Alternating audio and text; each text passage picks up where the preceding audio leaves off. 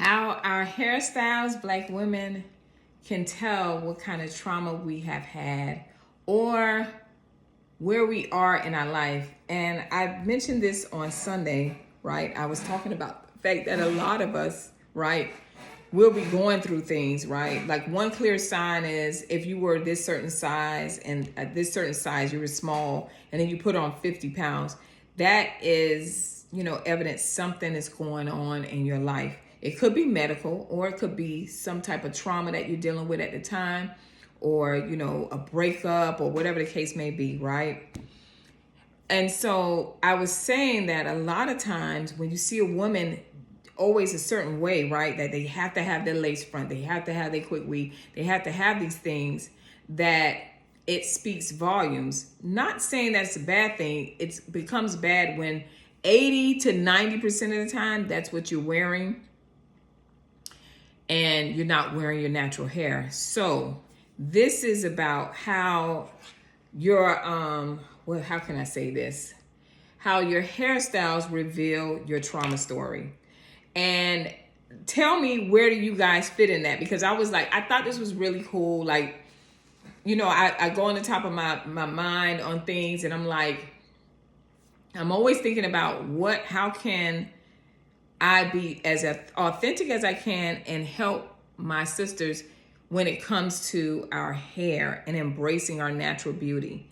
Not saying, I always have to say this, not telling you weave is bad and this is bad. Things are bad, but it is about the methods that you're doing, right? We talked about this, and how you're taking care of your hair, right? And so I wanted to get into which one do you fit in when it comes to what kind of trauma you've had and how you carry yourself as far as your hair and everything else. Which one do you fit in? So I'm kind of excited about this. I'm going to tell you, the first one is definitely me. I was like, oh my gosh, and I wonder if you guys can fit into it as well. All right. So one of the things that we need to have, me personally, I'm a type A, they say personality. I need to have control. I don't necessarily fear judgment. I don't really care about judgment, but I do fear, I'm being very vulnerable right now, but I do fear rejection, right? That's a very big thing to me. We can be insecure. We can have insecurity around our textures, right? Our texture of hair. Some of us have cotton hair. Some of us have fine hair. Some of us have very tightly coiled hair, more kinky cotton type hair. So we have insecurity in that. We have insecurity in our length. A lot of us were raised that our hair needs to be super long, and I just want my hair long. So, that's why we stick to our weaves and our lace fronts, right? And we want to fit in instead of standing out. Now I'm the opposite. I don't know if it have to do with who I am or whatever, but even I was always different. I always knew I was different, and I loved being different. I'm not a person, a woman, a Black woman that goes with it, what everybody doing. I don't like looking like everybody.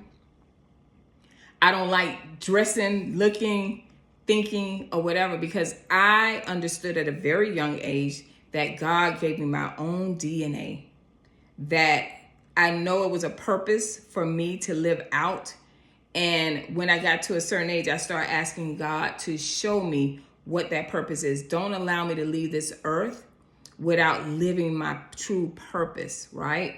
And in asking that, he starts to reveal things about you through relationships with others, communities, and different things like that. And you start seeing yourself and saying, wow, in order to fulfill those purposes, meaning like helping my sisters, especially these one-on-one consultations, I absolutely love. But even in that, it helps me to be vulnerable and be able to connect with my sisters, right? In order for us to both get the healing and to help them in the areas that they may need, right? And so for me, these are the reasons why we can tell. So hairstyles become our coping mechanisms, silent testimonies of what she has lived through. Now, y'all all know we got silent testimonies, right? You can even tell when you look at these what's these shows? Not hair shows, but these reality shows. You got women in there and they're like, my hair got to be T. I need my glam squad and all this stuff. And it's a certain way we have to be, right? So the perfection-based hair, that is me, y'all. That is me. Trauma signal, performance, people-pleasing, rooted in. Now, let me tell you, that was something I was very, very big in. A lot of times, the reason why we stop doing those things, because we continue, like for me, being a people pleaser and things like that, something bad has to happen for me to wake up and say, hey, that behavior had led that situation to come into your life because you wouldn't get that under wraps, right? So what are people pleasers and what are performances, right? So I got to perform because I like to laugh and joke, because I don't need you to be trying to connect and getting understanding, trying to know my business. That's how I feel. Emotional abuse. You are only pretty if I wasn't so dark. I was only pretty if I wasn't so skinny. I was only pretty if I was more smarter, right? This is the perfect base. So it's talking about the trauma, right? I just want everybody to like me. Even though I know I don't fit in, I just want everybody to like me, right? And it carries on in our adulthood, right? So that's the emotional abuse. And I got that from my mom.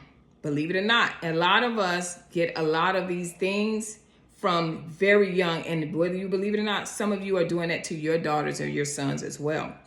So when you get that kind of abuse, like when I remember people would say, oh, she looked like you, Lydia. She'd say, oh, she don't look nothing like me. I don't have no wolf nose.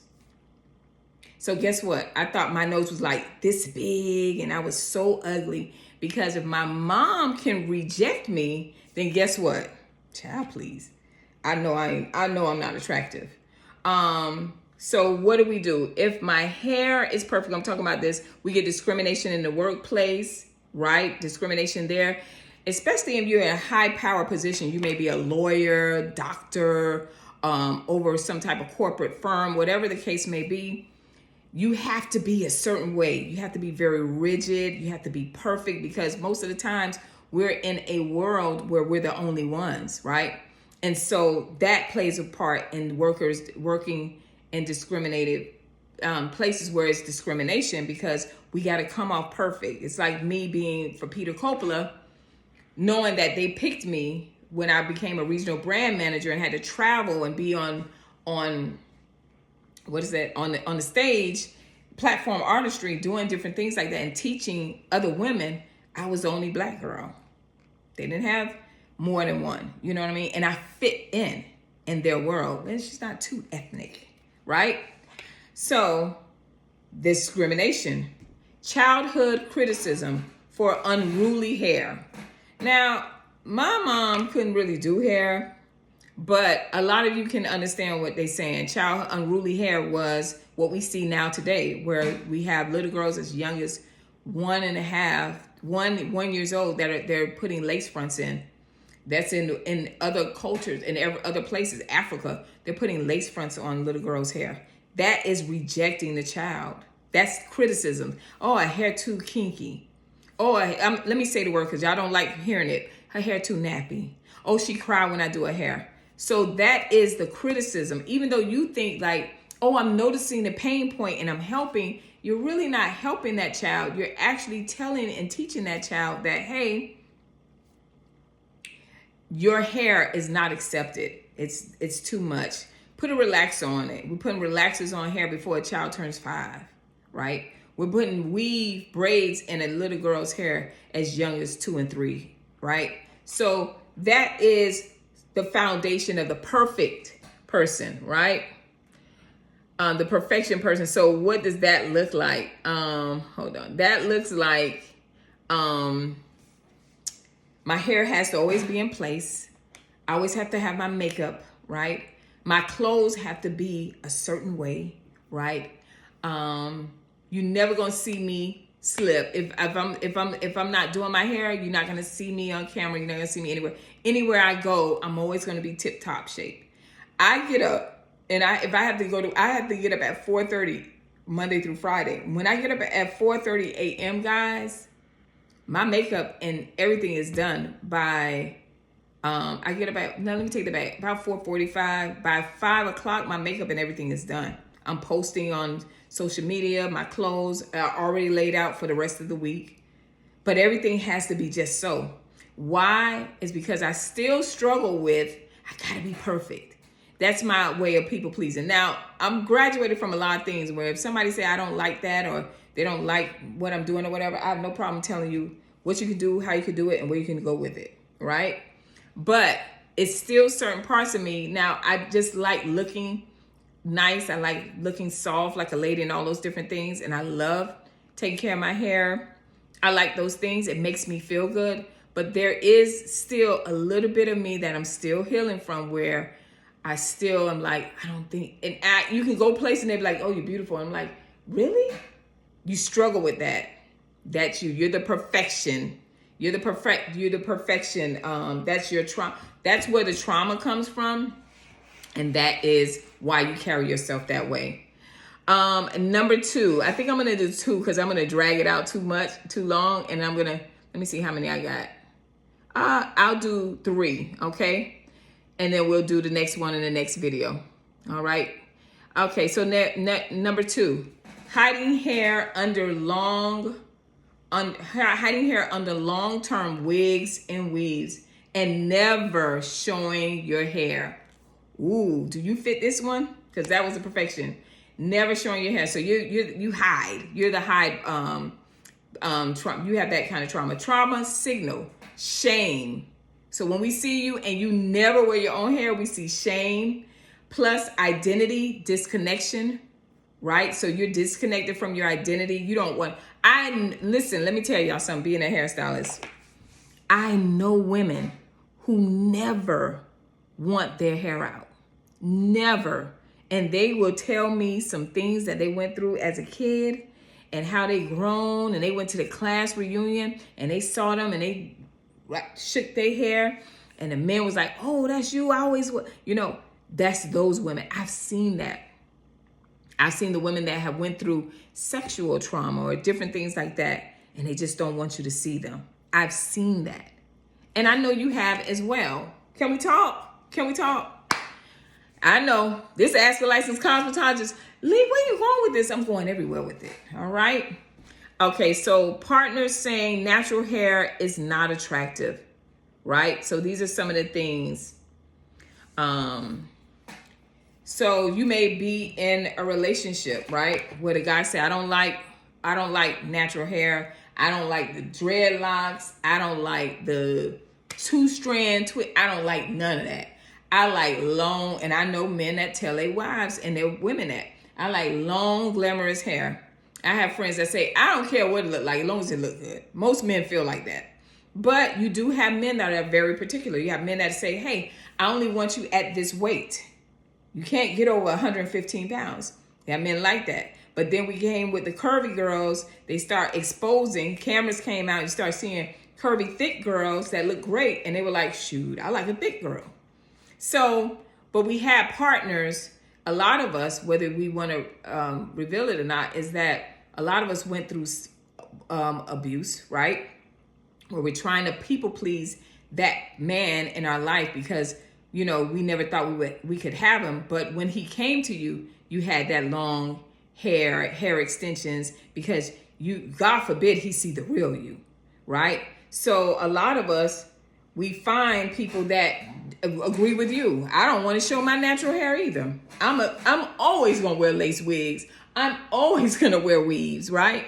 I don't care what they saying. And I know my hair thinning, but I don't care, right? I'm hiding. I hated my childhood.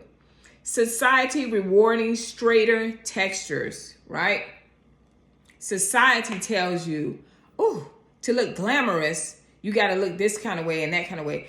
I love that they have where they have natural hair and they do updos and wedding updos, and women are wearing an afro and they have their decorative things and they look glamorous. They look fabulous, right?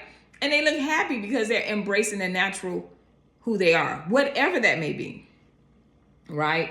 And so society tells you, like for us, the perfection people, it's the workplaces, different things like that. But society, when you look on social media, when you look on the reality shows, the women are wearing their hair, right? They're wearing the long wigs and those different things. And you never see them.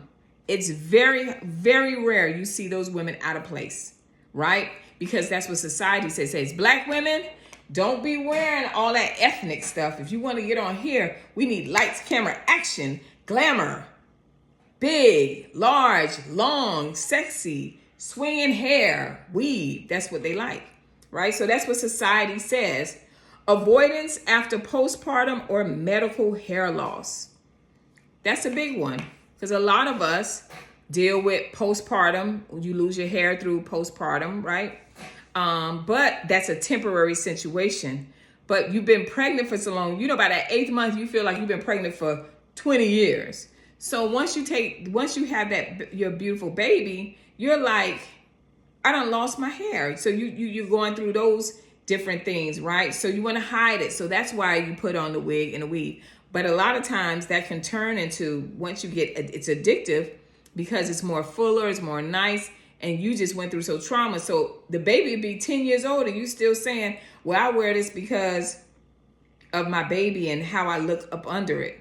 But you're hiding your natural beauty, right? You don't want to look at your hair at all. And the reason why that is happening as well, if you look deeper into it, it's other things that happen to you while you're doing it. And not everybody, I know, not everybody. Some people have I have friends that have had really good, happy lives. So I'm not saying everybody. Please do not come in the comments saying, well, I never had. Good for you. All right. So, or medical hair loss. Young girls dealing with alopecia. That is a real thing that I have seen with women. Not based on CCCA, traction alopecia, but really have autoimmune deficiencies, right? And they're experiencing that, or cancer, or thyroids, or medication, diabetes, all blood pressure. There are many reasons why we lose our hair for medical reasons, right? So that I don't really go into because that's something that you just can't help, right? But y'all, some of y'all be coming on to me, I have alopecia. I'm like, ma'am, you was wearing them wigs so much and now you got alopecia. That wasn't, it became medical because you made it medical. You didn't have to do all that. Wigs become your armor. You will not see where I'm hurting. I'm going to say it again. Women who love to wear their wigs and their weaves nonstop 365 days of the year, you will not see I'm hurting. Remember I told you when I put on all that weight, I got 180 pounds after having 2 kids, graduated 74 pounds, 2 kids, 115, 120. And I put all that weight on when my mom and my dad had passed.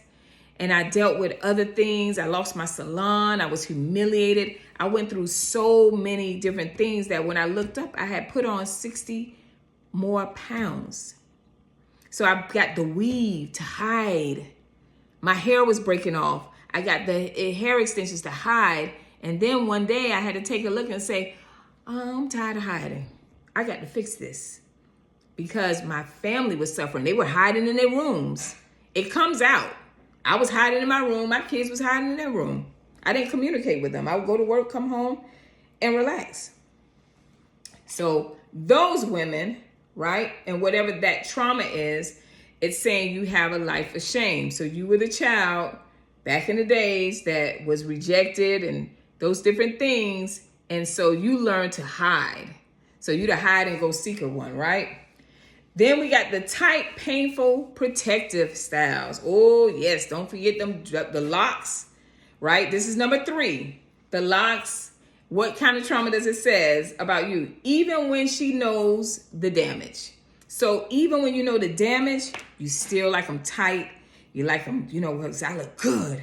Oh, look at my hair. Look at how people are looking at me. Look at all this stuff I've been going through and I came out and I made it. You know them women that stand up in the church and they want to give their testimony and you're like, woo, that's a strong black woman, right? A lot of us can identify with that. And one thing I'm going to tell you about when it comes to church people and organizations, They will tell you a scripture and think that that is the healing. A lot of the people, they always remember the saying, they say, people that go into the church, go to church are the sick people. That's why the church is the hospital. Well, guess what? A lot of them, a majority of them have gone through some form of trauma, mental, different things, trauma and different things, and never dealt with it. Because why?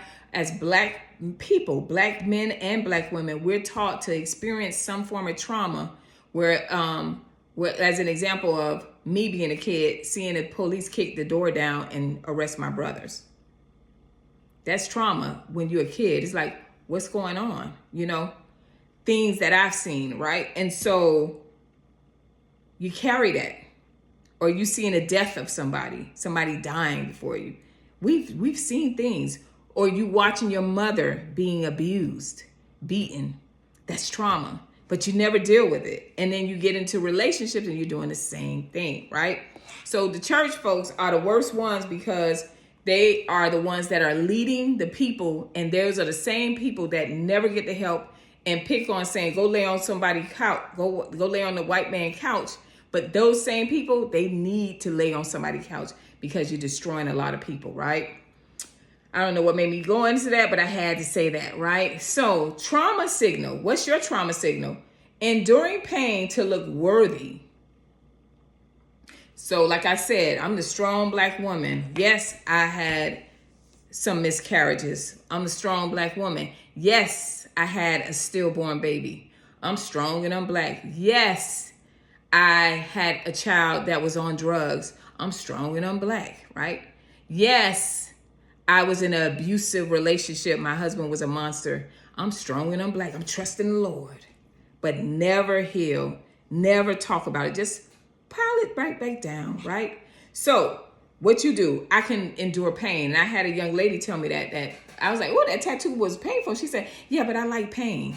Oh, this is you. Belief that beauty must hurt. Beauty, I forgot the saying. Somebody else saying anything, what, pain equals beauty or something like that. A lot of us think that even being in relationships, it gotta hurt because that's all we've known, right? Someone talking down to you because that's all we've known. So we'll find more people that feed those same demons that we grew up with, and we think that that's okay. As long as I'm strong and I'm Black, right? Strong Black woman trying to be desired or chosen.